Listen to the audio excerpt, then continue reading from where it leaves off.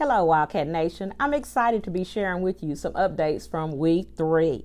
We had a great week last week. We started off the week meeting with our architects and our school administrators, as well as our athletic department, talking about our facility upgrades. We're excited about what's coming to the high school campus, to our middle school campuses, and to our elementary campuses.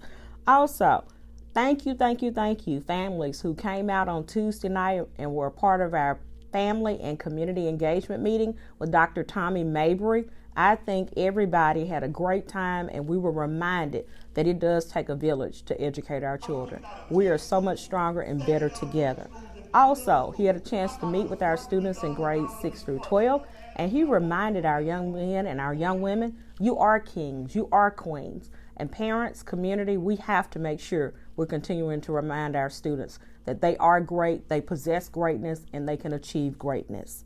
Also, shout out to our athletic department, our coaches, our athletic director, because I'm so excited about what I'm seeing with elementary basketball.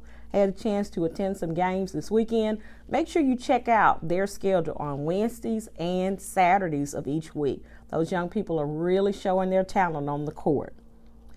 Finally, want to remind you about the Labor Day weekend coming up. We have Friday as well as Monday off. And remember, everybody should be reading at least 20 minutes each night. Last but not least, we got our shout outs coming.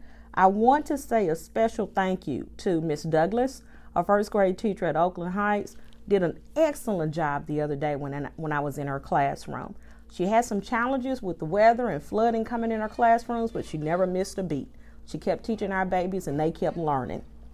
Also, want to say thank you to our custodial staff. They did a great job last week trying to balance the weather and the challenges that it posed on some of our campuses. And last but not least, congratulations to our girls cross country team on their first place victory this weekend.